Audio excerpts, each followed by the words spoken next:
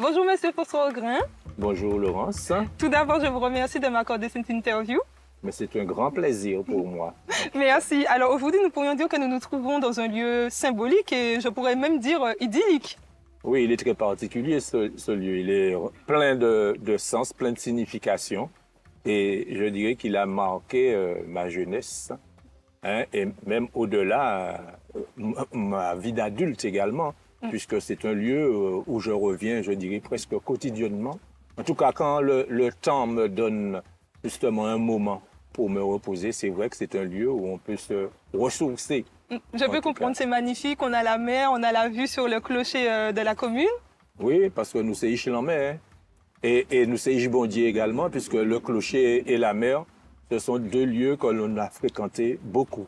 Beaucoup par ma mère, bien sûr, l'église, puisque ma mère, c'est quelqu'un qui faisait de la musique et qui était très attaché à cette partie musicale, etc., pour égayer, je dirais, les messes, les choses comme ça, des situations comme celle-là. Mais également, c'est un lieu où on a été nourri par ce lieu, par la mer, qui, c'est vrai, a beaucoup évolué aujourd'hui, la mer. Mais merci pour cette belle présentation. Premièrement, Monsieur François Augrin, la question qui se pose et qu'on se pose, qui est Monsieur François Augrin, qui est Farel? Pour moi, je dirais un entraîneur durant mes années d'athlète en e-sport, pour d'autres, un professeur de PS. Dites-moi tout. C'est un homme, tout simplement, et qui a peut-être eu cette sensibilité qui lui a été transmise par ses anciens profs, qu'ils soient profs de PS, profs de mathématiques, profs de français. L'école, c'est un secteur que j'ai beaucoup aimé toujours.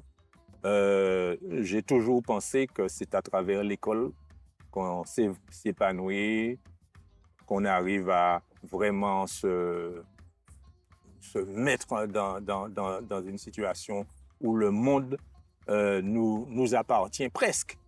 Puisque l'une des plus grandes difficultés qui puissent exister dans notre société, c'est l'illettrisme. Oui. Et au-delà de cet illettrisme, justement, que nous cherchons à bannir, à faire disparaître à travers le travail de chacun des enseignants, c'est permettre à toute notre jeunesse, nos adultes, nos tout petits, de pouvoir parler de son pays, de connaître son pays, d'avoir, je dirais, une grandeur d'âme pour son pays. Et à travers l'école, c'est vraiment le lieu incontournable de permettre à notre jeune société de pouvoir s'épanouir, je dirais, en dignité et surtout également en solidarité avec l'ensemble des concitoyens. L'école, c'est un lieu incontournable aujourd'hui. C'est un très beau message que vous dites là. J'ai pu lire également que vous avez été sportif durant votre jeunesse, rugby. Oui, j'ai effectivement eu à pratiquer beaucoup d'activités sportives. Beaucoup me connaissent au rugby, d'autres à l'athlétisme, d'autres encore au football. Au football? Oui, également au cyclisme, etc. Donc j'étais quelqu'un qui était passionné. Et c'est vrai que je ne comptais pas mes heures quand j'étais à l'athlé ou quand j'étais au rugby, quand j'étais ailleurs. Hein. En tout cas, c'est ce qui m'a permis peut-être de m'orienter vers le professorat de PS. Et bon, quoi dire? Il y a beaucoup à dire là-dessus. Oui. Mais c'est quelque chose qui vous anime depuis votre jeunesse, en fait. Oui. Bon, vous savez, j'ai été jeune élève au lycée de Trinité. On avait des profs qui nous incitaient à... C'était une période de notre vie où vraiment on n'avait pas de limite et on n'était jamais fatigué. Donc c'était une période où le temps de la construction, c'était quelque chose de très important et c'était l'idéal. Puisque, s'il fallait courir 2 heures de temps, on courait 2 heures de temps.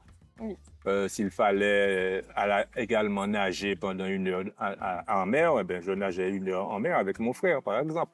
Et vous trouvez que dans les fonctions que vous occupez aujourd'hui, le sport vous a apporté quelque chose, ça vous sert? Le sport, il aide beaucoup à la construction de l'individu. Je ne dis pas de l'homme, de la femme, de l'homme, etc. Le sport, d'une façon générale, ça construit.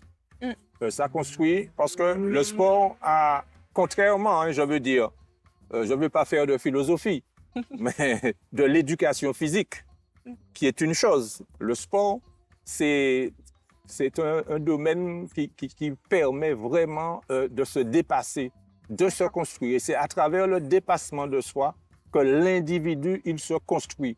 Ce n'est pas dans son petit confort quotidien, je dirais, au bord d'une table, etc. Non, c'est vraiment, vraiment en cherchant ses limites. Il faut qu'on connaisse ses limites. Et il faut se demander comment on peut encore les dépasser. L'homme utilise d'une façon générale à peine une moitié de ses capacités, il me semble. Et on peut tous se dépasser, mais il faut avoir déjà cette capacité à pouvoir se positionner dans cette optique-là. Eh bien, merci beaucoup pour ce premier message pour la jeunesse et pour tous les Robertins et même pour toute personne, hein, puisque le sport, c'est très important.